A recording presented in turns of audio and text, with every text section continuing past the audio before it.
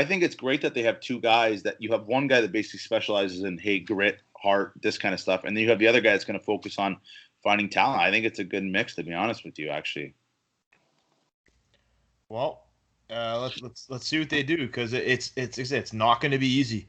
So, but if you're a team like the Leafs, maybe there are one or two guys where you can kind of claim they're looking for guys who can play in that second, third line spot that they could probably take some money. Or a like for like swap. So I look at a guy like Brian Rust. If he's not in their plans, there's a guy that you might want to look at, right? Jared McCann's another one. So teams that are looking for upgrades right now, Pittsburgh, that's the first team you're calling, because I definitely think from a valuation standpoint, that's what I would start looking at. He's got his finger. I have a question. Yes. I got a question. Malkin, how much does he make? He make $11 million. 9.5. 9.5. So it's expensive, but it's not terrible. Hold on a second. Well, it's 9.5, but I think this caps percentage 11.7. I might be wrong on that one. His AAV might be 11. Okay, so to you guys, what's his trade value? Are you giving up a first-round pick for Evgeny Malkin at 34? Depends. Yes.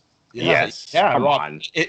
Okay, not for anything. Okay, Jason Zucker and Kasperi Kapanen went for first-round picks. You don't think that you'll get a first-rounder for Evgeny Malkin? Rob, it's all situational. Okay? I'm just going to use the Leafs as an example because it'll never happen.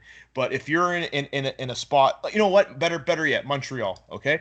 Montreal's in a spot where they could be leading the North Division by the trade deadline.